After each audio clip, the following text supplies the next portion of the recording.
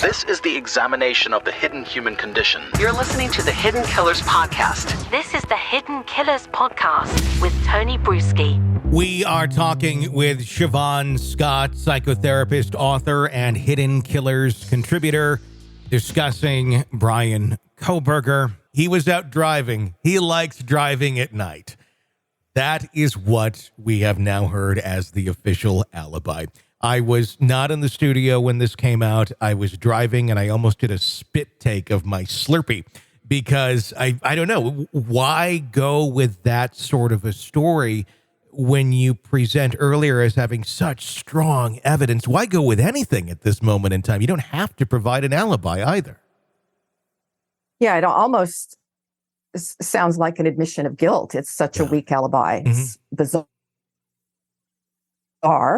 And the other thing that came to mind for me was that if you've been accused of a sex crime, even admitting that you go out at night driving around by yourself all night long, that sounds pretty predatory. So I don't jury pool with doubt about this. There's no apparent spotted at Taco Bell 50 miles away or something like that going on. So yeah, not much of an alibi. And to not be able to say, okay, I was driving and yeah, exactly what you said. I went to this Taco Bell or I did this or I did that.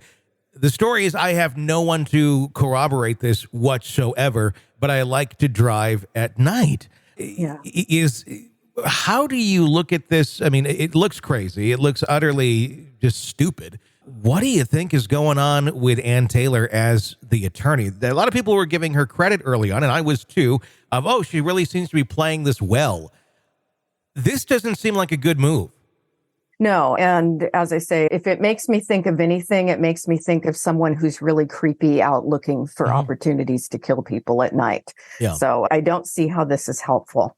Let's talk about that a little bit, the psychological significance of someone doing exactly that, going out for a drive at night. I remember when I first got my driver's license, I enjoyed doing that just because I wanted to have an excuse to drive, but I was 16 and then that got kind of old pretty quick. But to be out there, I like going for a drive and all the way back to Moscow, Idaho. I guess it's in a lot of ways, it does corroborate the information that is on his cell phone showing where he pinged and such. And the argument that I guess they're making is simply, I was over there, but I wasn't there.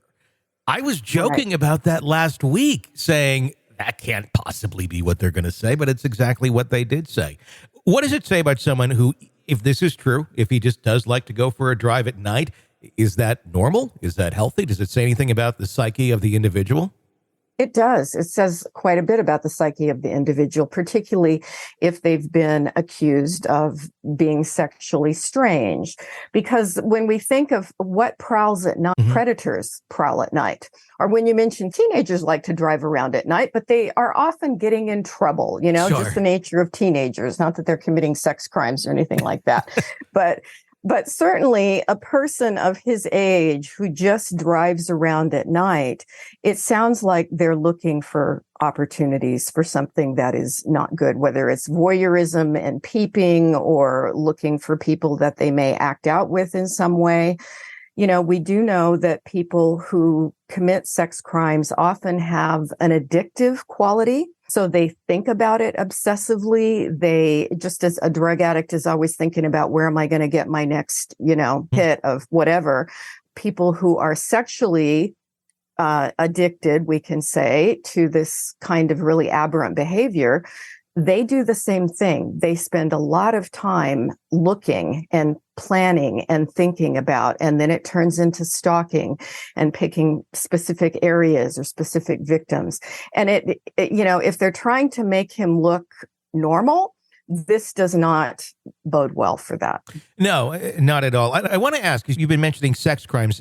There's no evidence of any sort of assault or anything taking place at the scene of this crime. But does this fall into a sex crime category, just the stalking, the searching, following these women? Does that put it into more of that category, even if an assault was not taken place at the actual scene? Yes, yes. And it's a really important point because for a killer, a sadistic killer like this, and this would go in the category of a sexual domination killer, it's the violence and the murder and the mutilating the victims. That's the sexual part for them. And which is really hard for normal people to understand. You know, how could someone get sexual pleasure out of stabbing someone or cutting their throat or whatever they do?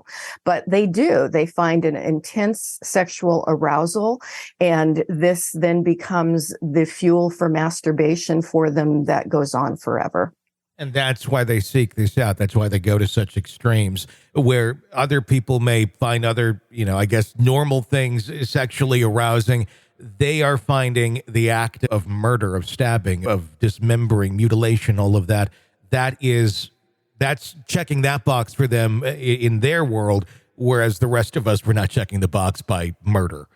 And no, never. I mean, normal people, even trying to pair any kind of violence with sexuality, it would be a turn off, not a turn on. And for a person like this, it's the act of violence that's so arousing. And so they don't necessarily need to engage in any sexual activity at the scene with the body, although certainly many of them do, but it's not necessary. It's the memory of the violence and the pleasure that they got from taking someone's life. They get this sense of euphoria, this sense of godlike power. And that's the part that they really become addicted to. This is an examination of the hidden human condition. This is the Hidden Killers Podcast with Tony Brueski.